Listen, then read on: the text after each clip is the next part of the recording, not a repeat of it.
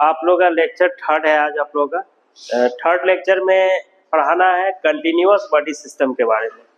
Continuous body system क्या होता है और उस पर बेस जो क्वेश्चन आपका 2 नंबर का जो क्वेश्चन है या मतलब ऑब्जेक्टिव जो क्वेश्चन जो पूछा गया है आपका प्रीवियस ईयर्स में, वो सारा क्वेश्चन डिस्कस किया जाएगा। और इस पोर्शन से आपका 2 नंबर वाला भी क्वेश्चन और 1 नंबर वाला भी क्वेश्चन आने का चांसेस है इस बार बिहार बोर्ड में, ठीक है। और इसमें क्या है कि आपका मीडियम जो है इंग्लिश और हिंदी दोनों में हम क्वेश्चन देंगे आपको, क्योंकि कुछ बच्चे हिंदी मीडियम के जो होंगे उनको हिंदी में भी लिखवाया जाएगा और कुछ बच्चे को इंग्लिश में भी लिखवाया जाएगा। पहले इंग्लिश में करवाएंगे उसके बाद हिंदी में करवाएंगे इसको, ठीक है। तो कंटिन्यूअस बॉडी सिस्टम में आपको जो क्वेश्चंस है 2 नंबर में जो डालेगा एग्जाम्स में, वो आपका क्वेश्चंस है 2 मार्क्स का। What is the linear charges distribution, या ये भी कह सकता है कि what is the linear charge density, ठीक है।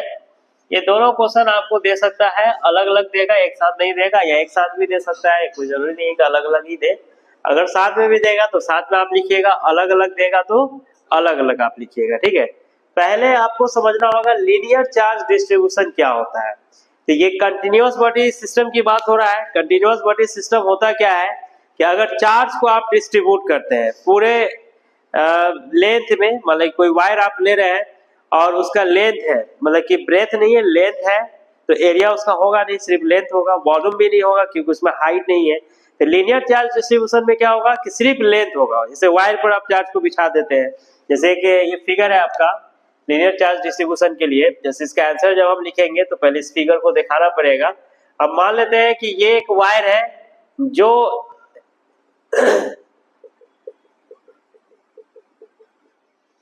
आपका कुछ भी लंबाई का हो सकता है। जैसे मान लेते हैं कि 10 मीटर का है, 20 मीटर का है, 50 मीटर का है, 100 मीटर का है, या 1 लाख मीटर है, या 1 करोड़ मीटर, कुछ भी हो सकता है वैल्यूज, ठीक है ना। और इस पर चार्ज को बिछाना है पूरे में। और चार्ज कैसा होना चाहिए? कंटिन्यूअस। कंटिन्यूअस का मतलब लगातार ये है, कहीं पर भी डिस्क्रीट नहीं, अलग अलग नहीं है। तो कंटिन्यूअस बॉडी सिस्टम में क्या होगा कि मान लेते हैं कि टोटल चार्ज आपका जो है, टोटल चार्जेस इसका हो गया प्लस क्यू, इसका चार्ज डेंसिटी भी होगा। चार्ज डेंसिटी जो इसका होगा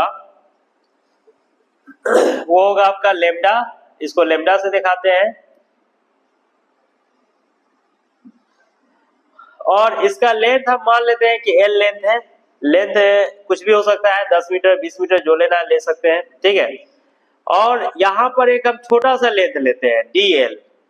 डीएल जो लेंथ ले रहे हैं ये आपका हो गया स्मॉलेस्ट लेंथ, जिसको डीएल से दिखाएंगे। तो डीएल इतना छोटा लेंथ है कि इसके वजह से जो चार्ज एक्वायर्ड होगा उसको हम पॉइंट सोर्स चार्ज बोलेंगे। ये क्या है आपका? पॉइंट सोर्स चार्ज, मतलब बहुत छोटा चार्ज है ना, पॉइंट सोर्स चार्ज है आपका। और पॉइंट सोर्स चार्ज जब हम ले लेंगे, जब निकालेंगे, तो पॉइंट सोर्स चार्ज निकलने के बाद आप कूलम्ब्स लॉ में इसका अप्लाई कर सकते हैं। जैसे कूलम्ब्स लॉ के बारे में आपको बताया जाएगा, तो कूलम्ब्स लॉ में कंटिन्यूअस बॉडी सिस्टम के बारे में भी पढ़ना है। कूलम्ब्स लॉ में पहले हम कूलम्ब्स लॉ को डिफाइन करेंगे पॉइंट सोर्स के लिए, और उसके बाद हम डिफाइन करेंगे कंटिन्यूअस बॉडी सिस्टम्स के लिए। तो वहां पर 2 फॉर्मूला आपका बनेगा और दोनों से ऑब्जेक्टिव डाला जाता है एग्जाम में। कई बार पूछा भी है, आप देखिएगा, तो आपको 10 साल के अंदर में कई बार पूछा हुआ है क्वेश्चन, जो पूछा गया है वो भी हम क्वेश्चन बताएंगे आपको, और कुछ नया क्वेश्चन भी करवाएंगे जो पूछ सकता है आपका, ठीक है। अब चार्ज डेंसिटी को लेमडा से दिखाते हैं। टोटल चार्ज कितना हो गया? Plus Q. स्मॉलेस्ट लेंथ हो गया डीएल, ठीक है। तो डीएल में जो चार्ज एक्वायर्ड करेगा वो हम निकाल सकते हैं कि चार्ज कितना है, डीक्यू हम माने हैं, हम निकाल लेंगे। तो पहले आपको डिफाइन करना है किसको? तो पहले डिफाइन करना है कि what is the linear charges distribution. Linear charge distribution क्या होता है? तो आप बोल सकते हैं कि अगर चार्ज का डिस्ट्रीब्यूशन, अगर डिस्ट्रीब्यूशन जो कर रहे हैं चार्जेस का, वो कंटिन्यूअस कर रहे हैं, किसी वायर पर जिसका सिर्फ लेंथ है, ब्रेथ नहीं है, मतलब एरिया नहीं है, वॉल्यूम नहीं है, ठीक है ना। तो रेगुलर वे में जब करते हैं डिस्ट्रीब्यूशन चार्ज का तो उसी को कंटिन्यूअस डिस्ट्रीब्यूशन ऑफ चार्ज बोलते हैं या लीनियर चार्ज डिस्ट्रीब्यूशन भी कह सकते हैं। तो आप बोल सकते हैं कि distribution of all charges on the given wire whose length is given but no breadth, इसका breadth नहीं होगा, चौड़ाई इसका नहीं होगा, ठीक है ना। then continuous distribution of all charges on the given wire linearly, that is called linear charges distribution। linear charges distribution इसको कहा जाता है, ठीक है। मतलब आप किसी भी चार्ज को लिनियरली डिस्ट्रीब्यूट कर देते हैं, the distribution of all charges on the given wire whose length is given but no breadth, then continuous distribution of all charges on the given wire linearly, that is called linear charge distribution। linear charge distribution मतलब इसमें सिर्फ length होगा, breath नहीं होगा, breath नहीं होगा तो area नहीं होगा, सिर्फ लेंथ ही होगा इसमें, है ना। या सीधे ये भी कह सकते हैं कि डिस्ट्रीब्यूशन जो होता है चार्ज का, distribution of all charges on the surface of the given wire in continuous order is called linear charge distribution, ठीक है। तो लीनियर चार्ज डिस्ट्रीब्यूशन में आपको निकालने के लिए दे देगा चार्ज डेंसिटी कि लीनियर चार्ज डेंसिटी क्या होता है वो निकाल के बताइए। तो लीनियर चार्ज डेंसिटी के लिए आपको निकालना पड़ेगा लेमडा का वैल्यू, और इसमें लेमडा का एसआई यूनिट भी दे देता है एग्जाम में, डायमेंशन भी दे देता है निकालने के लिए, जो पूछा भी है बिहार बोर्ड में आपको, है ना, कि लेमडा का डायमेंशन निकालिए, लेमडा का एसआई यूनिट निकालिए, ठीक है। डिफाइन करने के लिए बोलेगा तो काफी इतना ही डिफाइन करना है, ठीक है। अब हम इसका चार्ज डेंसिटी निकालते हैं। तो चार्ज डेंसिटी कैसे निकालिएगा? तो चार्ज डेंसिटी निकालने के लिए हमको करना पड़ेगा क्या कि लेमडा का मान निकालना पड़ेगा, मतलब कि density of charge per unit length कितना है वो निकालना है हमको। तो किसी भी वायर के सरफेस पर अगर चार्ज को आप बिछा रहे हैं तो चार्ज को जब बिछाएंगे तो वहां पर चार्ज का डेंसिटी कितना होगा हर एक यूनिट लेंथ में, हर एक इकाई मतलब एक यूनिट लेंथ मतलब छोटा सा लेंथ में चार्ज का जो डेंसिटी होता है that is called linear charge density, ठीक है। तो लीनियर चार्ज डेंसिटी भी निकालने के लिए दे देगा या डिफाइन करने के लिए दे देगा या ऐसा यूनिट दे देगा या डायमेंशन भी दे सकता है, एग्जाम में पूछा भी है क्वेश्चन आपका, ठीक है। तो इसको पहले उतारिए उसके बाद बताते हैं आगे। डेंसिटी जो है ये सेकेंड पार्ट हो गया इसका। अगर लीनियर चार्ज डेंसिटी को डिफाइन करने के लिए देगा तो उसका आपको ऐसा यूनिट भी लिखना होगा, डायमेंशन भी लिखना होगा, तब जाके ये क्वेश्चन 2 नंबर में होगा, ठीक है ना।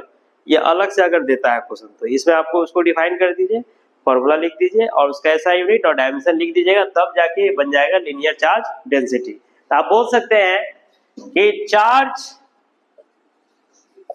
पर यूनिट लेंथ, हर एक यूनिट लेंथ पर जो चार्ज होगा, ठीक है ना, charge per unit length is called linear charge density. या ये भी कह सकते हैं कि density of charge at per unit length is called linear charge density। linear charge density क्या है आपका? the density of charge at per unit length is called linear charge density। तो linear charge density जो होगा आपका linear charge density equal to हो जाएगा total charge by total length. ये इसका फॉर्मूला हो गया, ठीक है ना। मतलब लेमडा इक्वल टू हो जाएगा Q बाई एल, ठीक है। अगर आप लेंथ dl ले रहे हैं तो चार्ज भी dq होगा, छोटा ही सा चार्ज होगा। तो इस केस में लेमडा का वैल्यू कितना हो जाएगा, लेमडा इक्वल टू हो जाएगा dq बाई dl। लेमडा का वैल्यू कितना हो जाएगा, dq बाई dl हो जाएगा आपका, ठीक है ना। इसका ऐसा यूनिट लिखने के लिए देगा आपको, तो ऐसा यूनिट भी लिख सकते हैं इसका। अब ये जो फॉर्मूला आपका है इसको ऐसे भी लिख सकते हैं, जैसे लेमडा इक्वल टू आपका आ गया dq बाई dl। तो dq को आप क्या लिख सकते हैं, लेमडा dl। अब ये जो फॉर्मूला है ये पॉइंट सोर्स चार्ज हो गया, ये क्या हो गया आपका पॉइंट सोर्स चार्ज। ये हो गया आपका पॉइंट सोर्स चार्ज। तो पॉइंट सोर्स चार्ज का जरूरत पड़ेगा कूलम्ब्स लॉ में। जब कूलम्ब्स लॉ में हम फोर्स का वैल्यू निकालेंगे तो वहां पर यही फॉर्मूला लगेगा पॉइंट सोर्स चार्ज का वैल्यू, ठीक है। पॉइंट सोर्स चार्ज का वैल्यू वहां पर फिर निकालना पड़ेगा, तो हम इसी का इस्तेमाल करेंगे। अब इसका एसआई यूनिट और डायमेंशन जो एग्जाम में पूछा गया है, एसआई यूनिट आप कैसे लिखिएगा इसका, तो एसआई यूनिट जो होगा लीनियर चार्ज डेंसिटी का, मतलब लेमडा का एसआई यूनिट लिखना है। तो एसआई यूनिट कितना होगा इसका, चार्ज बाई लेंथ है, तो आप बोल सकते हैं कि SI unit of charge density, charge density lambda का ऐसा यूनिट लिखना है तो Q बाई एल है। चार्ज का होता है कूलम, लेंथ का होता है मीटर, तो कूलम पर मीटर, जिसको आप लिख सकते हैं कूलम मीटर इनवर्स। डायमेंशन की बात करेंगे तो इसका डायमेंशन जो होगा, डायमेंशन ऑफ लेमडा, तो लेमडा का जो डायमेंशन होगा ये Q बाई एल है, ठीक है ना। तो चार्ज का डायमेंशन होता है AT और लेंथ का होता है L, तो ये कितना हो जाएगा L इनवर्स TA, ठीक है, L इनवर्स TA। ये लेमडा का डायमेंशन हो गया। तो ये ऑब्जेक्टिव में ये क्वेश्चन आपको डाल सकता है, ऑब्जेक्टिव में आपका एग्जाम में दे सकता है कि लीनियर चार्ज डेंसिटी का डायमेंशन क्या होता है, तो L-1 TA हो जाएगा, ठीक है। इस तरह से इसको उतार लीजिए।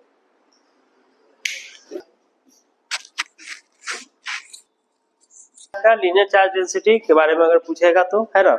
अब है आपका सरफेस चार्ज डिस्ट्रीब्यूशन। ये क्वेश्चन कंप्लीट हो गया आपका।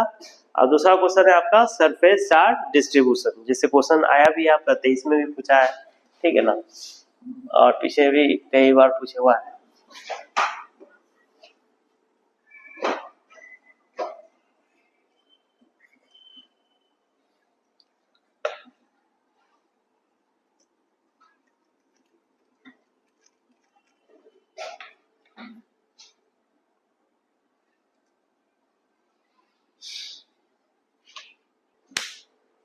अब सेकेंड क्वेश्चन जो आपका है वो है सरफेस चार्ज डेंसिटी, है ना, सरफेस चार्ज डिस्ट्रीब्यूशन पर ये क्वेश्चन है। ये क्वेश्चन आपका इस साल के लिए MVPI हो सकता है, क्योंकि ये क्वेश्चन अभी रिपीट कर सकता है, ऑब्जेक्टिव में पूछा है 23 में, ठीक है ना। और 2 नंबरिया क्वेश्चन जो है कई बार पूछे हुआ है। इस साल के लिए आपको 2025 के लिए हो सकता है कि पिछले साल ये क्वेश्चन नहीं आया था, ठीक है।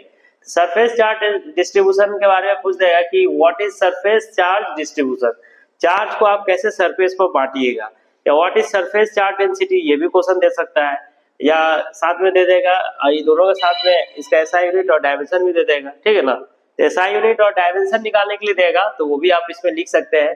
तो what is surface charge distribution, surface charge distribution होता क्या है, तो जब चार्ज को एक सरफेस पर आप बिछाते हैं, चार्ज को एक सरफेस पर जब बिछाते हैं, पूरे सरफेस पर, मान लीजिए सरफेस है और इस पर चार्ज को बिछा दीजिए आप, कंटिन्यूअस ऑर्डर में है, मतलब लगातार डाला गया इस पर चार्ज को, है ना। तो बहुत सारा चार्जेस को जब किसी सरफेस पर डाला जाता है कंटिन्यूअस ऑर्डर में, तो इसी को हम बोलते हैं distribution of charge on the given surface, या continuous distribution of charges on the given surface भी बोल सकते हैं आप, ठीक है। तो सरफेस पर चार्ज को आप कैसे बिछाइएगा, ये फिगर है आपका, ये फिगर आप दिखा दीजिएगा तो आधा काम यहाँ से ही हो जाएगा आपका, है ना।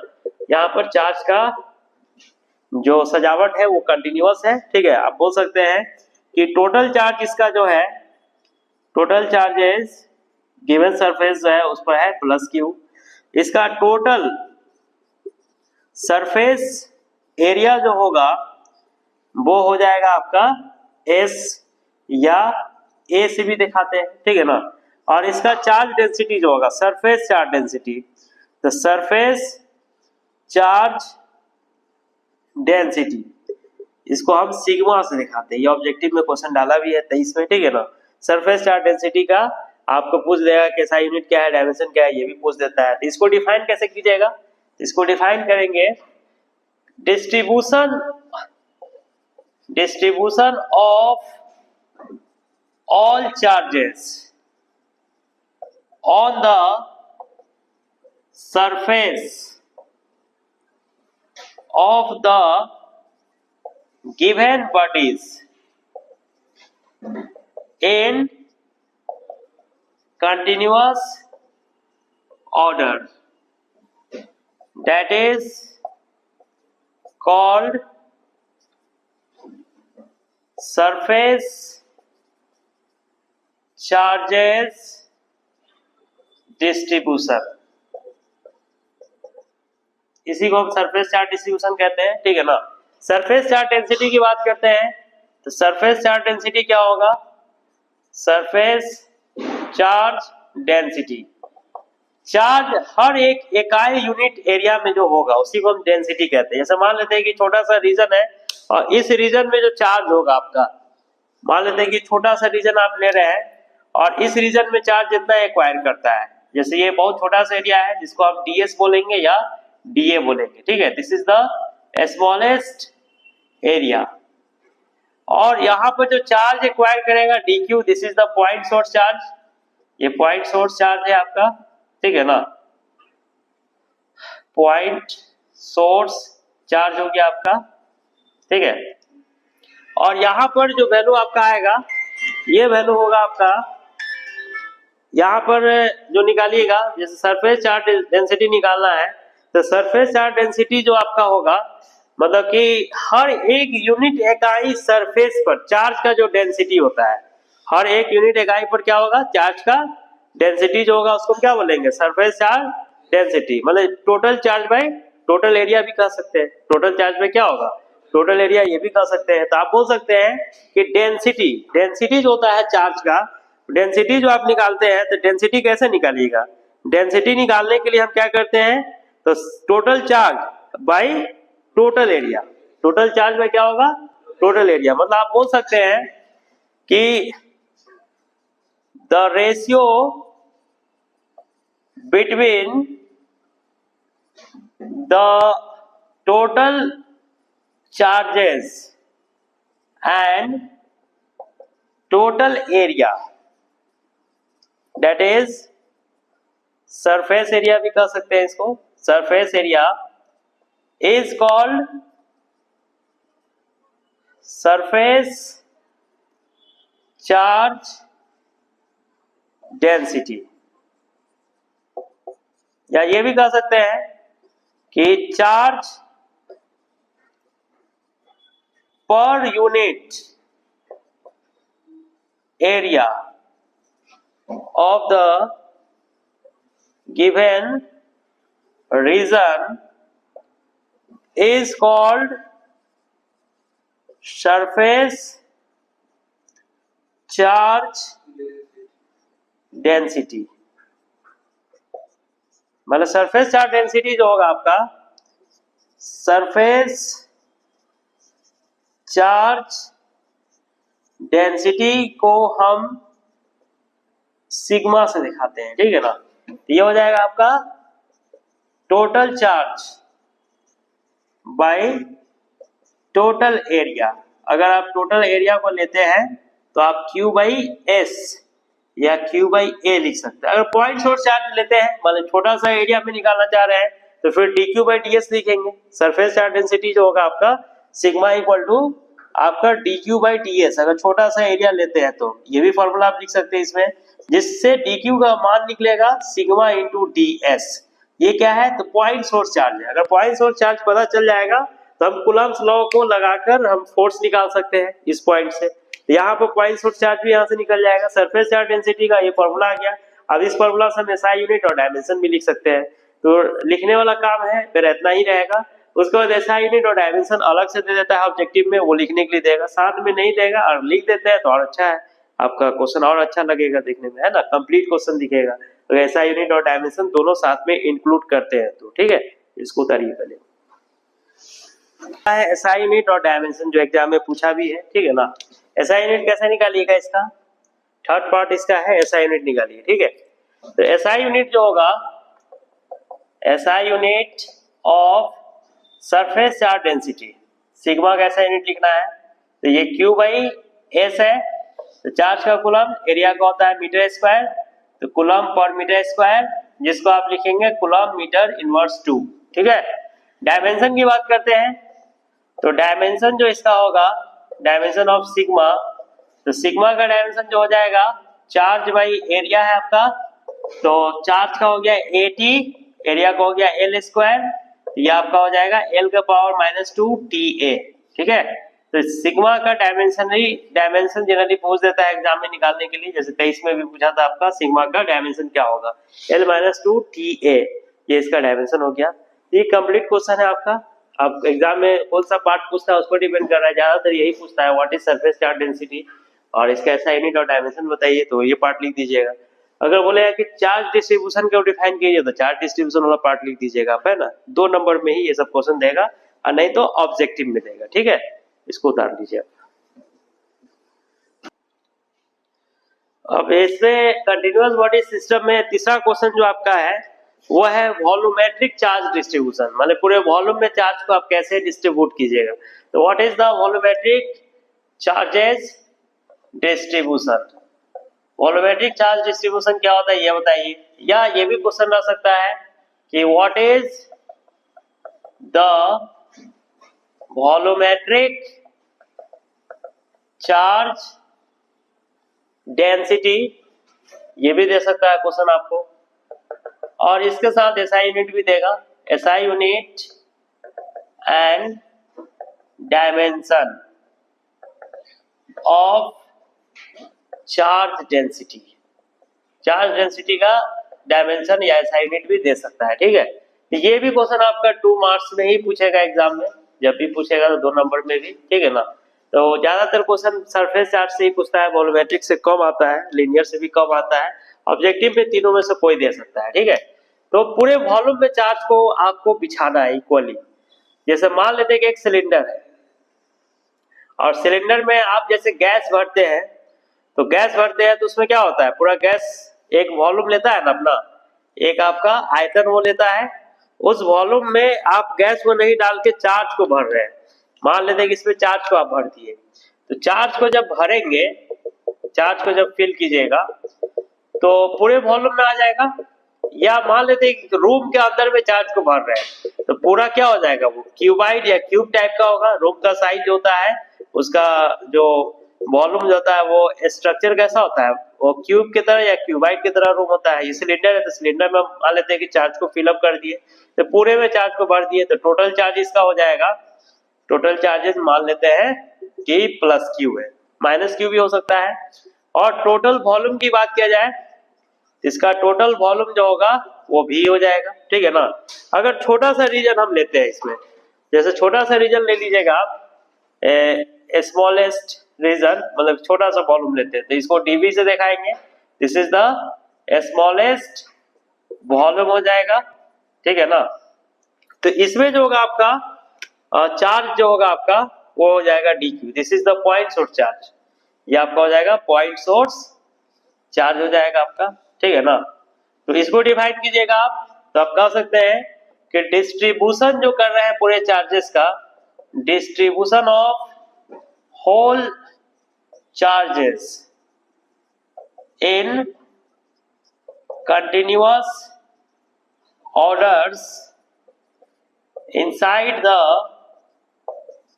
given volume of the given body is called volumetric charges distribution। इसको हम वॉल्यूमेट्रिक चार्जेस डिस्ट्रीब्यूशन कह सकते हैं, ठीक है ना। अब आपका है वॉल्यूमेट्रिक चार्ज डेंसिटी, उसको कैसे डिफाइन कीजिएगा? वॉल्यूमेट्रिक चार्ज डेंसिटी को डिफाइन करना है, जिसको रो से दिखाया जाता है। ये साइन है रो का, ठीक है ना, इसको रो से दिखाया जाता है। तो आप बोल सकते हैं कि charge per unit volume is called volumetric charge density, या ये भी कह सकते हैं कि the ratio between the total charges and total volume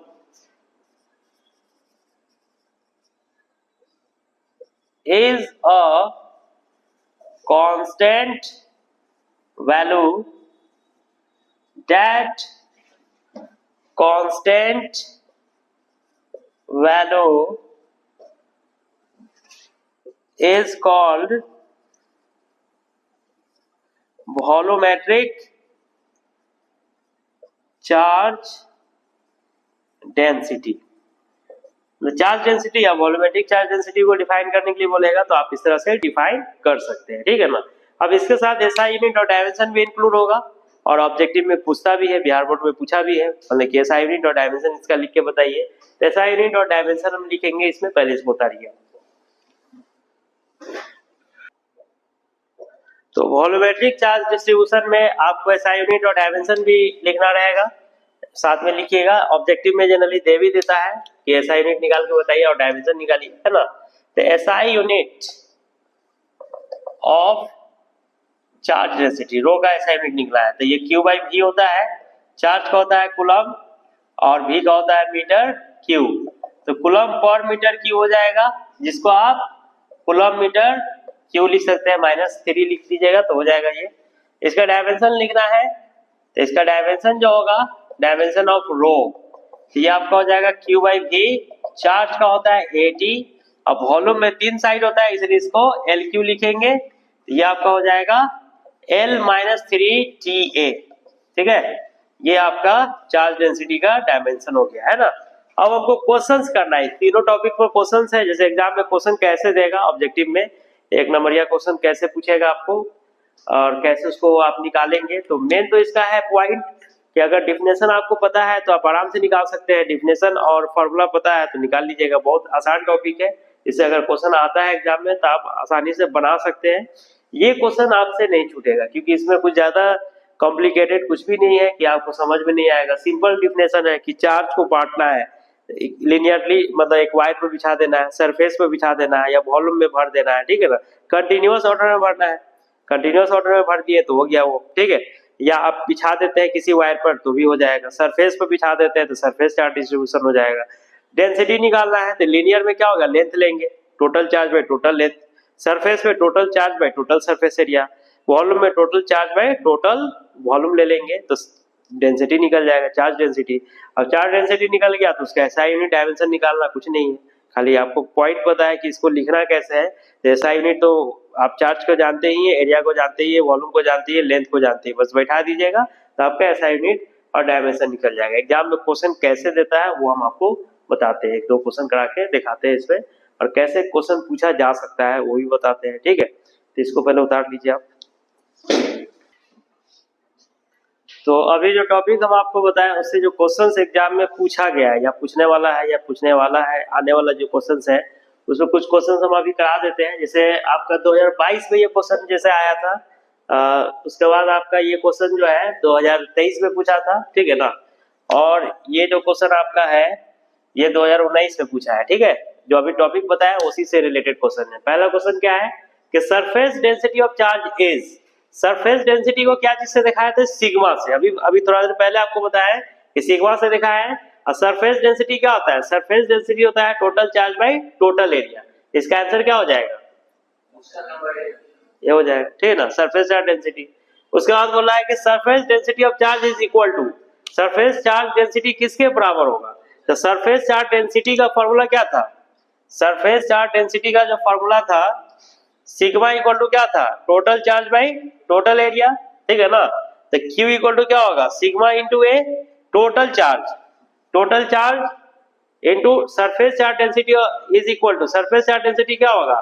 तो सरफेस चार्ज डेंसिटी जो होगा आपका सिग्मा जो होगा total charge by total area, B answer हो जाएगा इसका।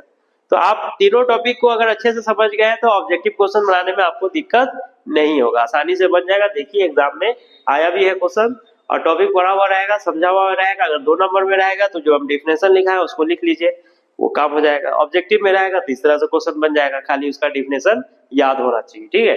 इसी तरह से 19 पे क्वेश्चन आया था unit of surface density. Surface density मतलब of charge, surface charge density के बारे में पूछ रहा है। तो सरफेस चार्ज डेंसिटी क्या होता है? Total charge by total area. तो टोटल चार्ज का ऐसा यूनिट कूलम होता है, एरिया का क्या होता है? Metre square. इसका ऐसा यूनिट क्या हो जाए? इसका यूनिट क्या हो जाएगा? कूलम पर मीटर स्क्वायर, है ना, जो कि हम लिखवाए भी है आपको डिफिनेशन में। तो ये 3 क्वेश्चन आपके सामने में है जो आसानी से बन गया, इसमें कहीं कोई दिक्कत नहीं है अगर टॉपिक को समझ गए हैं तो। इसी टाइप से क्वेश्चन एग्जाम में देगा भी, रिपीट भी करेगा, और क्वेश्चन 3 साल 4 साल पर रिपीट भी करता है बहुत सारा क्वेश्चन। तो आप प्रैक्टिस में रहिएगा तो आपको कहीं भी दिक्कत नहीं होगा। कुछ क्वेश्चन और भी हम करा देते हैं जो आने का चांसेस है, वो सब क्वेश्चन भी करवा देते हैं। 2-3 क्वेश्चन और इसको उतार लीजिए पहले, उसके बाद आगे बताते हैं आपको। चार्ज डिस्ट्रीब्यूशन के बारे में आपको बता रहे थे कि चार्ज को आप कैसे बांटिएगा, सरफेस पर या किसी वायर पर या किसी भी वॉल्यूम पर हम कैसे बांटेंगे, ठीक है। उसके अकॉर्डिंग जो क्वेश्चंस 2 नंबर का जो क्वेश्चंस होता है सब्जेक्टिव, वो क्वेश्चन हम कराए थे आपको, और ऑब्जेक्टिव भी कुछ क्वेश्चन करवाए थे कि लिनियर चार्ज डिस्ट्रीब्यूशन होगा तो आप कैसे वैल्यू निकालिएगा चार्ज का या डेंसिटी का। सरफेस चार्ज डेंसिटी होगा तो कैसे निकालिएगा, या सरफेस चार्ज डिस्ट्रीब्यूशन होगा तो आप उसको कैसे सॉल्व कीजिएगा, और वॉल्यूमेट्रिक चार्ज डिस्ट्रीब्यूशन होगा तो आप उसको कैसे सॉल्व कीजिएगा। ये सारा क्वेश्चन कराया गया था आपको, और उससे रिलेटेड कुछ ऑब्जेक्टिव्स जो कराए थे, जो पूछा हुआ एग्जाम में था, वो सारा क्वेश्चन हुआ है। कुछ और भी क्वेश्चंस देख लीजिए इस पर। जैसे पहला क्वेश्चन इसमें क्या कह रहा है कि linear charge density is equal to, linear मतलब क्या होता है? स्ट्रेट, सीधा। तो लीनियर चार्ज डेंसिटी पूछ रहा है, तो लीनियर मतलब क्या है? जैसे आपको बताया था कि अगर किसी वायर पर चार्ज को आप बिछा देते हैं और वायर का लेंथ दिया हुआ है, मान लेते हैं कि ये वायर का लेंथ L दिया हुआ है और इस पर टोटल चार्ज जो है वो आपका प्लस Q है या माइनस Q, जो भी लेना है ले सकते हैं, या सीधे Q ले सकते हैं आप। तो चार्ज डेंसिटी क्या है इसका? लीनियर चार्ज डेंसिटी की बात किया जाए तो लीनियर चार्ज डेंसिटी को हम क्या चीज से दिखाते हैं? तो लीनियर चार्ज डेंसिटी को हम लेमडा से दिखाते हैं, है ना। लेमडा इक्वल टू होता है total charge by total length. अगर मान लेते हैं कि यहाँ चार्ज Q है तो Q बाई लेंथ L है तो L ले लेंगे। तो इसके हिसाब से यहाँ पर charge by length, B answer सही हो जाएगा, है ना। सरफेस एरिया नहीं हो सकता है, वॉल्यूम नहीं हो सकता है, नन ऑफ दिस भी नहीं होगा, बी इसका आंसर हो जाएगा, ठीक है।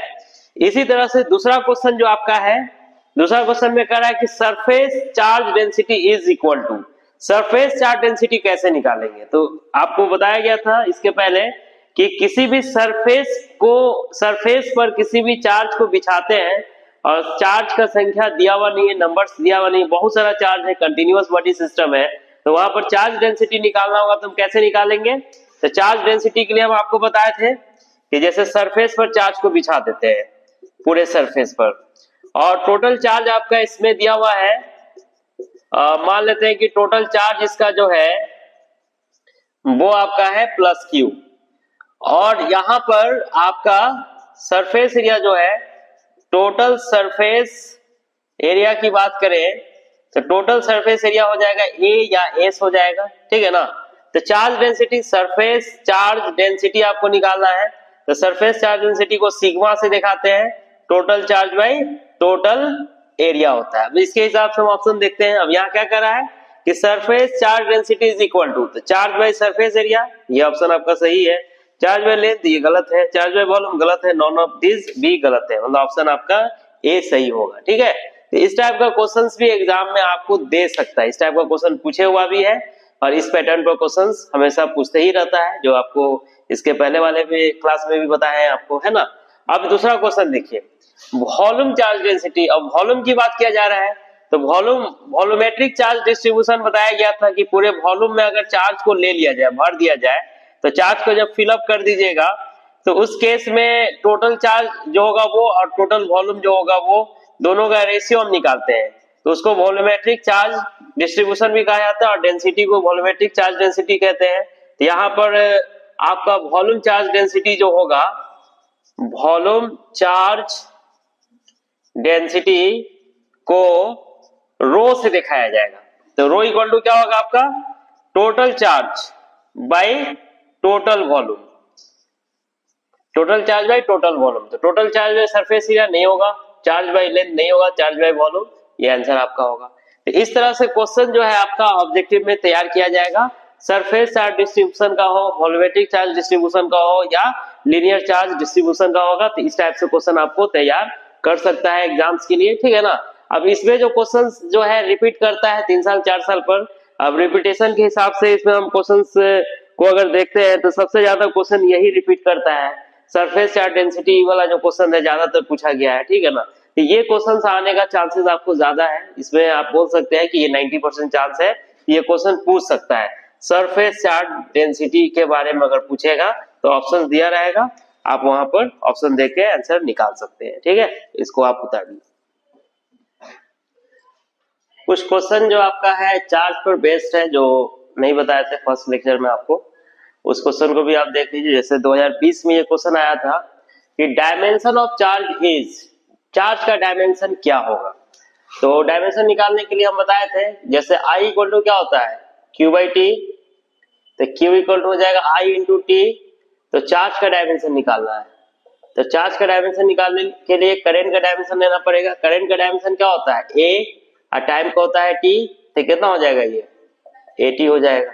ये निकल गया आपका चार्ज का डायमेंशन। तो चार्ज का डायमेंशन क्या होगा इसमें, AT, आंसर आपका A हो जाएगा। इसी तरह से ये क्वेश्चन आपका है, ये क्वेश्चन अच्छा क्वेश्चन है और ये एग्जाम में पूछे हुआ भी है आपका। ये क्वेश्चन जो है आपका पूछा गया था 2018 में पूछा गया था, ये क्वेश्चन 2018 में ये क्वेश्चन आया था आपका, ठीक है ना। बोर्ड का क्वेश्चन है तो ये सब क्वेश्चन रिपीट भी कर सकता है, क्योंकि 5-6 साल वाला क्वेश्चन रिपीट करने का ज्यादा चांसेस रहता है। अब इस क्वेश्चन में क्या कह रहा है कि when a body is charge, अगर एक बॉडी को चार्ज किया जाए, इट्स मास, इसके मास में क्या चेंजिंग होगा या चेंज नहीं करेगा, ये आपको बताना है। मतलब एक बॉडी है, मान लेते हैं कि एक बॉडी है और इसको चार्ज कर रहे हैं, तो चार्ज करने का मतलब कि पॉजिटिव भी हो सकता है और नेगेटिव भी हो सकता है। पॉजिटिव कहने का मतलब कि इलेक्ट्रॉन को आप बाहर कर रहे हैं, और नेगेटिव का मतलब इलेक्ट्रॉन इसको दे रहे हैं, ठीक है ना। तो इलेक्ट्रॉन के पास मास होता है, कितना मास होता है इलेक्ट्रॉन का, तो 9.1 इंटू 10 के पावर माइनस 31 kg, ठीक है। तो ये मास यहां से बाहर निकलेगा, जब बाहर निकलेगा तो इस केस में मास क्या होगा, डिक्रीज करेगा, क्योंकि जो इनिशियली जो इसका मास था, इलेक्ट्रॉन बाहर आने के बाद ये पॉजिटिव बन जाएगा। बॉडी को चार्ज करने का मतलब क्या, पॉजिटिव भी हो सकता है और नेगेटिव भी हो सकता है। तो पॉजिटिव के केस में इलेक्ट्रॉन को बाहर कर रहे हैं, तो बाहर करेंगे तो मास भी तो बाहर होगा ना, तो मास जब बाहर होगा तो इसका मास क्या होगा, डिक्रीज कर जाएगा। नेगेटिव मतलब इलेक्ट्रॉन दे रहे हैं, तो इसमें मास ऐड करेगा तो मास इसका क्या होगा, इंक्रीज कर जाएगा। मतलब इसमें क्या है आपका कि इंक्रीज भी कर सकता है और डिक्रीज भी कर सकता है। तो ऑप्शन क्या दिया है, इंक्रीजेज, डिक्रीजेज, रिमेन सेम, में इंक्रीज और डिक्रीज, इंक्रीज भी करेगा या डिक्रीज, ये ऑप्शन आपका सही है, ठीक है।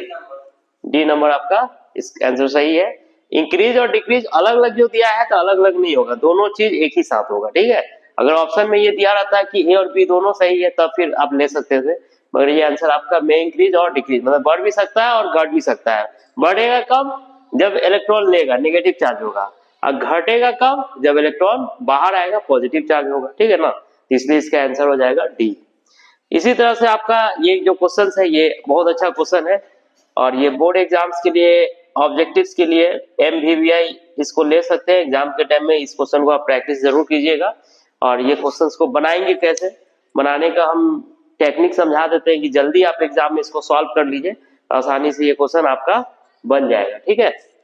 अब यहाँ पर ये क्वेश्चन को देखिए आप, इस क्वेश्चन को कैसे सॉल्व कीजिएगा। क्वेश्चन थर्ड जो आपका है, बोला है कि if a charge on a body is 100 nano coulomb, एक बॉडी है जिस पर चार्ज कितना है एक बॉडी पर चार्ज दिया हुआ है 100 नैनो कूलम, मतलब एक बॉडी पर चार्ज है 100 नैनो कूलम, मतलब 10 to the power minus 9 coulomb, ये हो जाएगा 10 to the power minus 7 coulomb, ठीक है। Then how many electrons are present on the body, तो कितना इलेक्ट्रॉन्स उस बॉडी पर प्रेजेंट है ये आपको बताना है, ठीक है। तो इलेक्ट्रॉन्स का संख्या निकालने के लिए हम क्वांटाइजेशन ऑफ चार्ज लेंगे, पॉजिटिव है तो प्लस एन ही लीजिए यहाँ पर, तो एन का वैल्यू कितना होगा Q बाई ई। एन क्या बताता है, नंबर ऑफ इलेक्ट्रॉन्स का संख्या, तो एन निकालना पड़ेगा यहाँ पर, एन जब निकल जाएगा तो मेरा आंसर आ जाएगा। अब एन ही पूछ रहा है इसमें क्या। Then how many electrons are present on the body, body पर कितना इलेक्ट्रॉन्स प्रेजेंट है ये आपको बताना है। चार्ज के हिसाब से आप नंबर ऑफ इलेक्ट्रॉन्स निकाल सकते हैं। तो Q का वैल्यू कितना है 10 to the power minus 7, charge of electron कितना होता है 1.6 इंटू 10 के पावर माइनस 19, ठीक है। इसको सॉल्व कीजिएगा तो ये हो जाएगा 1/1.6 10 टू द पावर माइनस 7 और प्लस ये 19 ऊपर में जाएगा तो प्लस 19 हो जाएगा, ये हो गया 1/1.6 10 टू द पावर 12 हो गया, डेसिमल को यहाँ से हटा दीजिए 10 हो जाएगा। अब 16 को हम 4 इंटू 4 लिख लेते हैं और ये 10 के पावर 12 30 यहाँ पर ले आते हैं तो ये 100 इंटू 100 लिख सकते हैं इसको बाई 4 इंटू 4, ये 10 के पावर 9 हो जाएगा, इसे ये करेगा 25, इसे ये करेगा 25, ये 625 हो गया मल्टीप्लाई करने के बाद, है ना। तो अब आंसर पर हम जाते हैं, आंसर में जो दिया हुआ है वो देखते हैं। तो आंसर कितना है 6.25 दिया हुआ है, 6.25 दिया हुआ है, 1.6 तो इसमें है ही नहीं, 6.25 दिया हुआ है।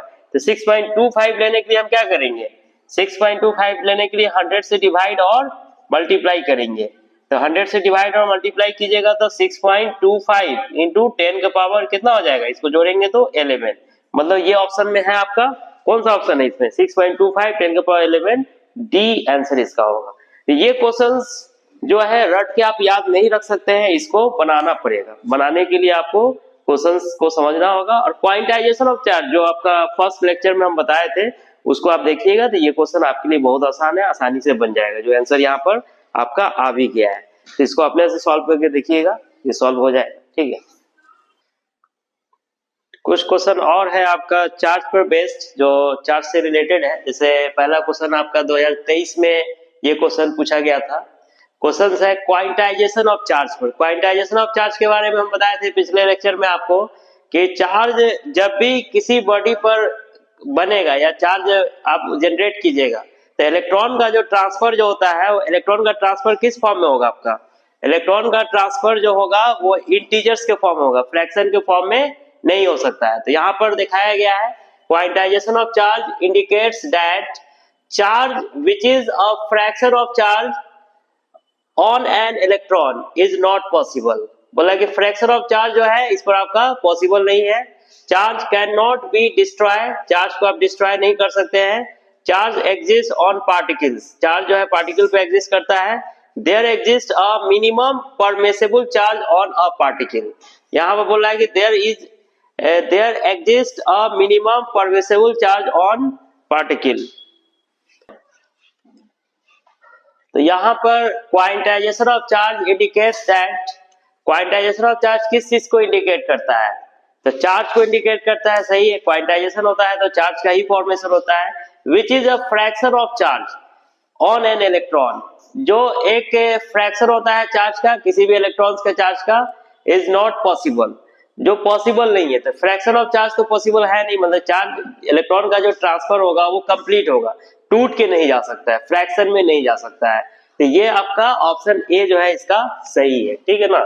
क्वांटाइजेशन ऑफ चार्ज का जो डिफिनेशन है उससे ये रिलेट कर रहा है। Charge can not be destroy, ये इससे कोई लेना देना नहीं, ये कंजर्वेशन ऑफ चार्ज में चला जाता है।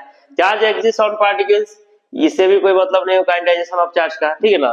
There exist a minimum permissible charge on particle, इसको भी कोई लेना देना नहीं है क्वांटाइजेशन ऑफ चार्ज का। क्वांटाइजेशन ऑफ चार्ज का लेना देना क्या है, तो डिफिनेशन पर जाइए। डिफिनेशन के हिसाब से क्या बताया गया था कि किसी भी बॉडी से चार्ज का अगर ट्रांसफर होता है, इलेक्ट्रॉन आप रिलीज करते हैं तो वो पूरा पूरा होना चाहिए, फ्रैक्शन में नहीं होना चाहिए, इंटीजर्स के फॉर्म में होना चाहिए, ठीक है। तो उस हिसाब से आंसर आपका ए सही है इसका।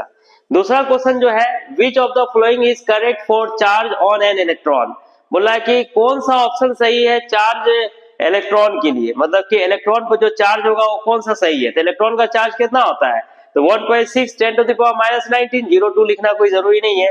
तो 1.6 10 to the power minus 19, 02 भी है तो उससे कोई फर्क नहीं पड़ता है। तो 10 के पावर 19 ये सही है, 18 नहीं हो सकता है, 17 नहीं हो सकता है, 16 नहीं हो सकता है, इसलिए इसका आंसर हो जाएगा डी। ठीक है, ये भी 2022 में पूछा हुआ क्वेश्चन है, ये क्वेश्चन रिपीट कर सकता है आपको। ठीक है, ये क्वेश्चन रिपीट भी कर सकता है, नहीं भी कर सकता है, इसका चांसेस कम है। ठीक है, दूसरा क्वेश्चन जो है ये इंपोर्टेंट क्वेश्चन है, ये क्वेश्चन हम करा भी चुके हैं इस टाइप का एक क्वेश्चन।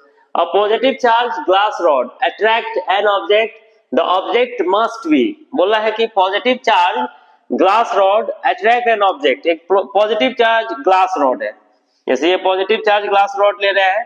ठीक है, और ये एक बॉडी को अट्रैक्ट कर रहा है, तो बॉडी को अट्रैक्ट कब करेगा, जब इस पर नेगेटिव चार्ज होगा, या ये बॉडी न्यूट्रल होगा तो भी कर सकता है, न्यूट्रल में नेगेटिव पॉजिटिव दोनों होता है, तो पॉजिटिव में रिपल्सन पैदा करेगा और नेगेटिव को अपनी ओर खींचेगा। तो यहाँ पर दोनों कंडीशन हो सकता है, नेगेटिव चार्ज भी होगा तो और न्यूट्रल होगा तो इसके हिसाब से ऑप्शन देखिएगा, तो नेगेटिव चार्ज को तो अट्रैक्ट करेगा, ये सही है, मगर सिर्फ नेगेटिव चार्ज को ही नहीं करेगा, न्यूट्रल बॉडी को भी करेगा। न्यूट्रल बॉडी भी आपका सही है, मगर न्यूट्रल बॉडी ही सिर्फ नहीं होगा, नेगेटिव चार्ज भी होना चाहिए, इसलिए दोनों ऑप्शन आपका सही नहीं है इस क्वेश्चंस के हिसाब से। ठीक है, आइदर नेगेटिवली चार्ज और न्यूट्रल, ये हो सकता है, नेगेटिव चार्ज भी हो सकता है, न्यूट्रल भी हो सकता है, इसलिए इसका आंसर हो जाएगा सी हो जाएगा। ठीक है, मतलब कि न्यूट्रल बॉडी होगा तो भी इसको ये अट्रैक्ट कर सकता है, न्यूट्रल बॉडी में भी नेगेटिव चार्ज होता है तो उसको ये खींच लेगा, और नेगेटिव चार्ज होगा तो भी इसको खींचेगा, अट्रैक्ट कर सकता है, इसलिए इसका आंसर सी होगा। तो चार्ज पर बेस्ड ये क्वेश्चन है, कुछ क्वेश्चन और है इस पर जो 2 नंबर में पूछा गया है, वो भी कुछ क्वेश्चन हम इसके आगे बताते हैं। ठीक है, पहले इसको आप नोट कर लीजिए।